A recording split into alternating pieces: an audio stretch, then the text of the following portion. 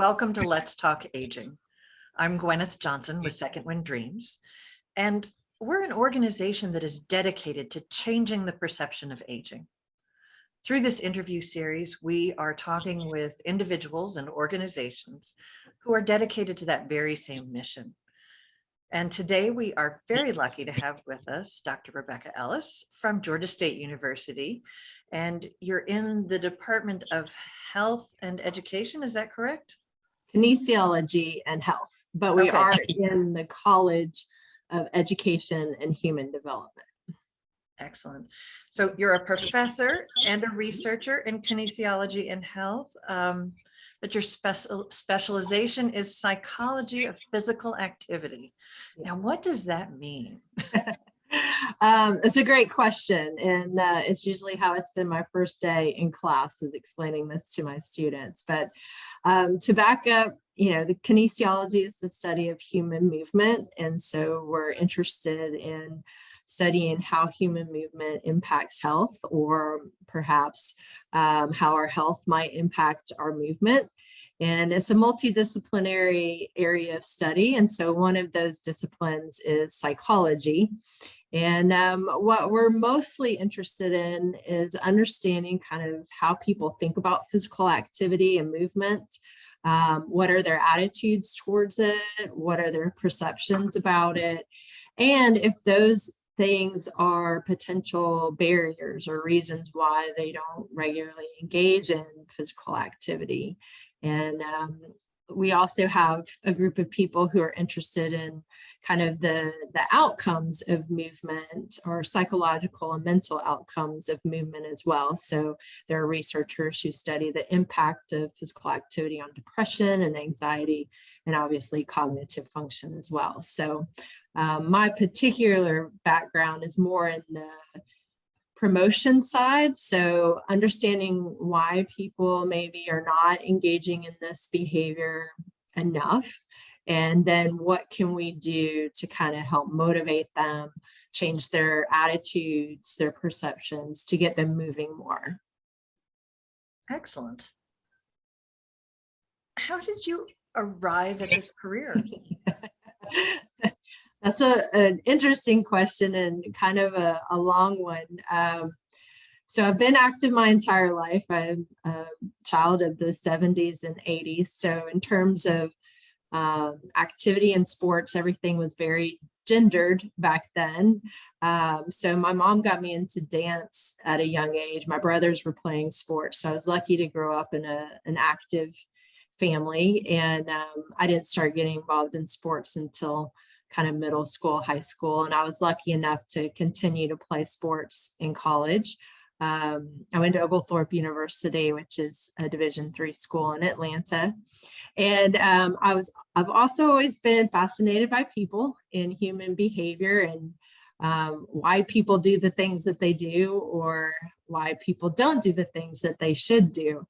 And so I majored in psychology and also in sociology in college. And I've already kind of admitted what decades I grew up in, but in the 90s, when I was in college, the Atlanta Braves were also very, very good. And the Atlanta Journal-Constitution did a spotlight or a feature article on the sports psychologist who was working with the pitchers for the Atlanta Braves. And I just thought this was the coolest thing to ever exist, that would be kind of a way for me to marry my interest in psychology and sports together. So I kind of just randomly, so this is back when we had phone books, but I looked up Dr. Jack Llewellyn, who was the psychologist for the Braves, and he was so gracious and let me kind of follow him around for a summer and pick his brain. And he helped me kind of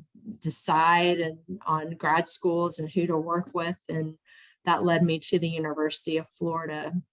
And I intended on becoming a sports psychologist, but as I stayed in school, my interests started to change. And I think most athletes who transition out of their sport into kind of being a regular human realize their passions change too. So I started evolving more into exercise and physical activity promotion, which is kind of where I ended up with my research, and because my research is applicable to kind of every population, and you're not just centered and focused on athletes so much. So it evolved over the years, but I have a passion for activity and movement. I'm still very active today, and so I think my sports upbringing really had a lot to do with that. Excellent. How does your work relate to older adults and older adults living with dementia? That's a good question, because older adults weren't really on my radar, so to speak, when I started my research program in my PhD. But what I've learned is that physical activity promotion is something that really is beneficial for all age groups. Here in the US and around the globe, we have a big problem with physical inactivity, or people are insufficiently active. They're not really meeting the guidelines or achieving the health benefits that we know are there, because bottom line is movement is really, there are many more positive benefits than there are negative side effects. And so everybody should be doing it. So my first academic appointment was at LSU in Baton Rouge, and they had a huge program project grant sponsored by the National Institutes on Aging. And so my colleagues just graciously invited me on board to work with this project. And that's where I really kind of got plugged into older adults and working with aging populations. And I will say, I think like most students, this has been my experience, my students were a little, and again, this kind of goes to that perception of aging.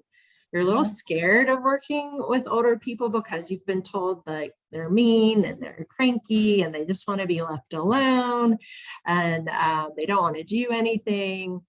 And that was quite the opposite experience that I ended up having with that group. And I worked over there for 4 years. So, and I was able, when I transitioned to Georgia State, I was able to continue working with the aging population. That's where I met you, of course. And so, we know that physical activity and movement has a pretty linear decline as we get older. And so that's certainly something we have to pay attention to is, why is that? What's happening? Is it strictly a biological issue? It's not. We know that there are kind of environmental barriers that prevent people from being active. We're not really set up to support general movement. We've engineered physical activity out of our lifestyle. We've made things very convenient. As we found during the pandemic, we literally can do our jobs and everything at home without getting up and moving.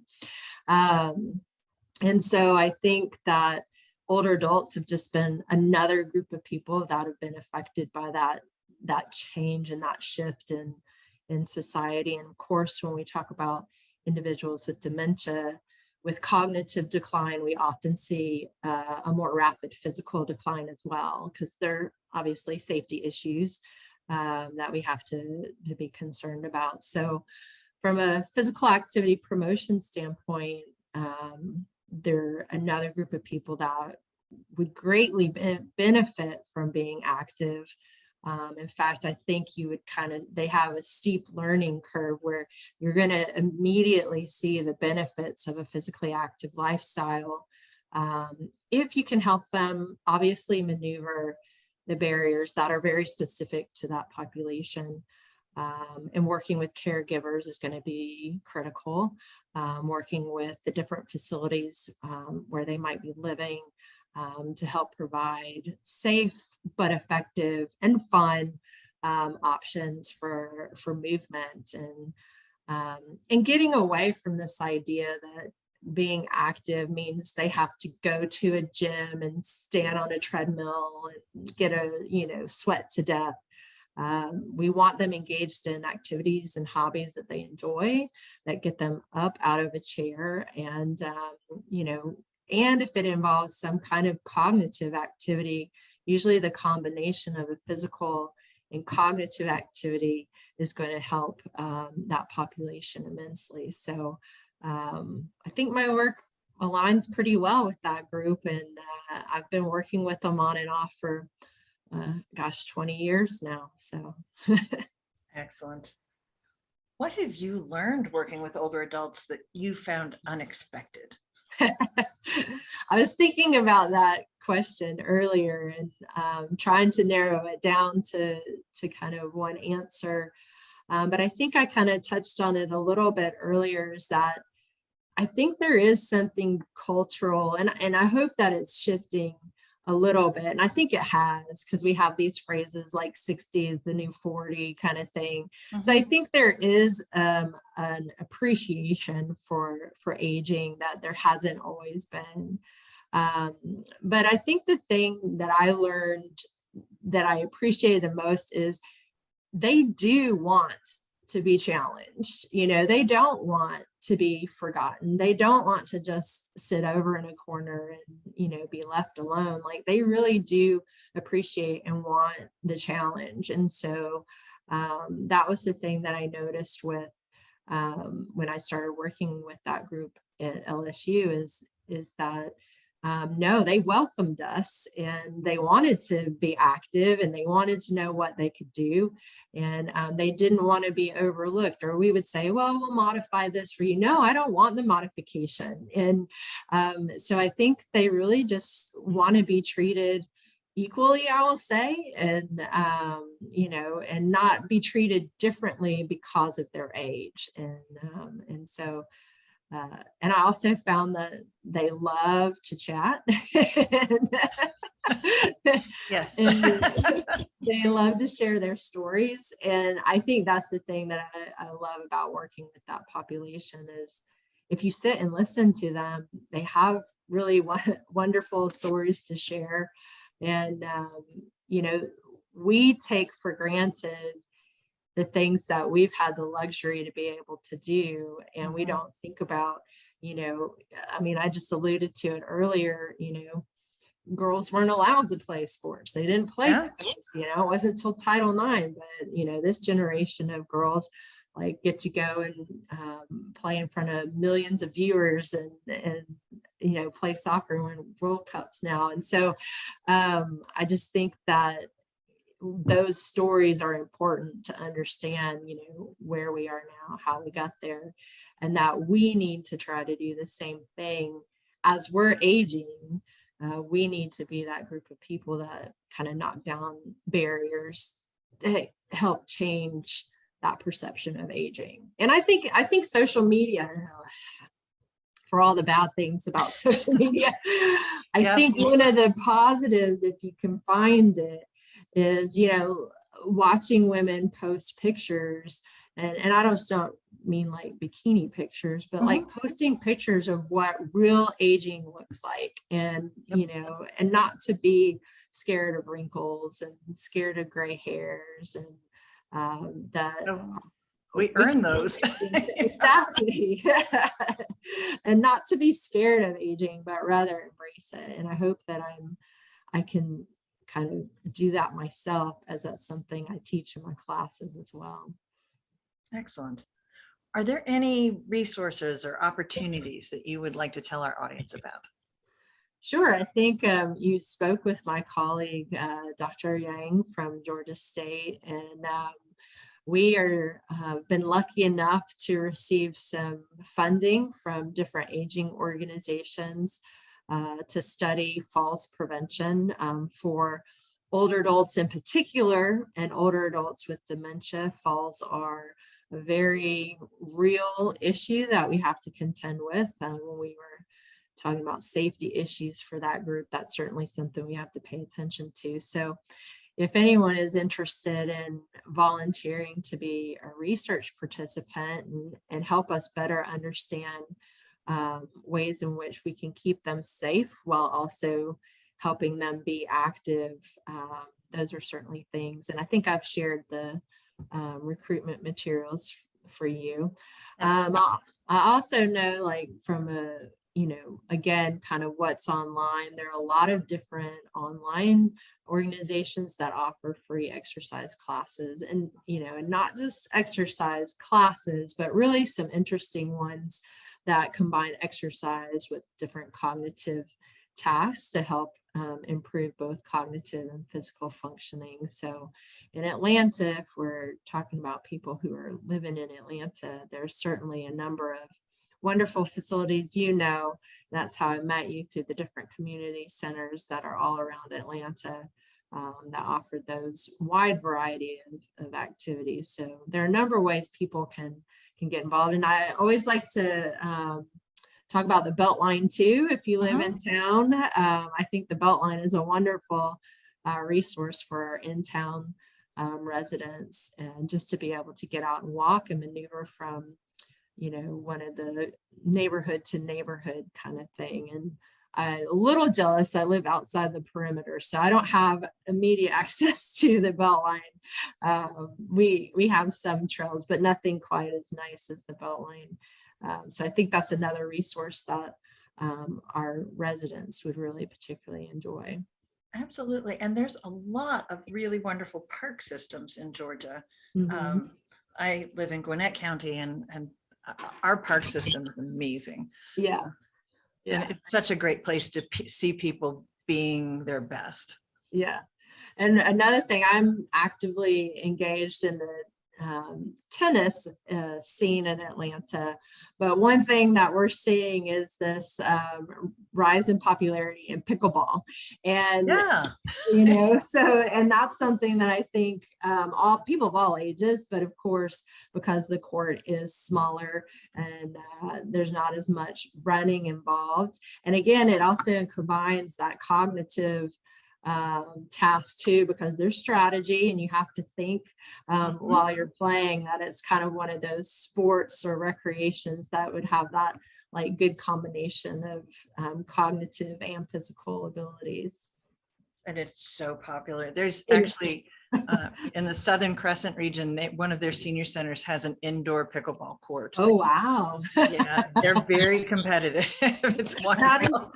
That is serious. I've only seen outdoor ones. We've lost one tennis court to pickleball at our local park, but they used it wisely. They turned it into 4 pickleball courts, and it's very nice.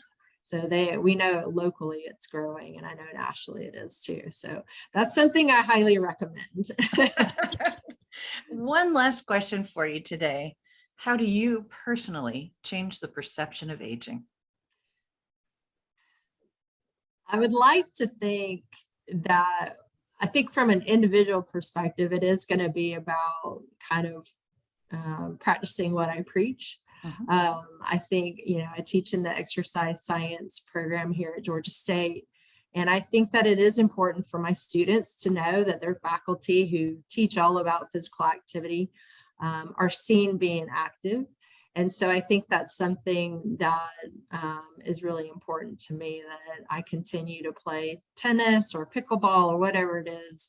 I walk, I run, I've been adding weights to what I do. So I think, just from that perspective, that you have to, walk the walk. So if you're going to sit here and tell people they need to be active for all these variety of reasons, I think I need to too. And I don't foresee, hopefully, that being a problem for me. But you never know. But I hope that I'm adaptable if I do come, if I do get ill or sick or a disability, that I find a way to continue to move, because I know you and I just talked about having COVID.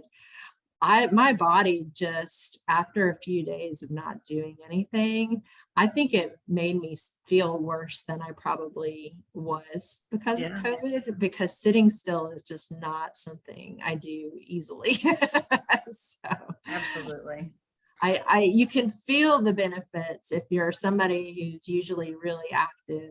You can kind of feel what happens when you're not, and it's not like a weight issue or a body image issue. It's a mental issue. Absolutely. It was really a struggle. So I hope that that's how I can change it. But I also think I'm in a particular situation being a professor that I can help change my students' perceptions of aging as well. And we would do student service learning things where I'd have them work with older people, and then they would write reflection papers and talk about, I was really dreading going to this community center. I did not want to work with older people. And then they end up loving it. And so we can change kind of our future caregivers and specialists who are going to work with that population by giving them hands-on experience while they're in college, while they're in grad school, to prepare them and help change their attitudes towards aging as well. Wonderful. Well, thank you so much for being with us, Dr. Ellis, and thank you all for joining us on Let's Talk Aging. As you have some time, please check out our website, www.secondwind.org. We have a section dedicated to families and family caregivers. Please have a look there. And every quarter we host a caregiver roundtable. We're sponsored by AARP Georgia, and we would love to have you join us. Thank you so much and have a great day.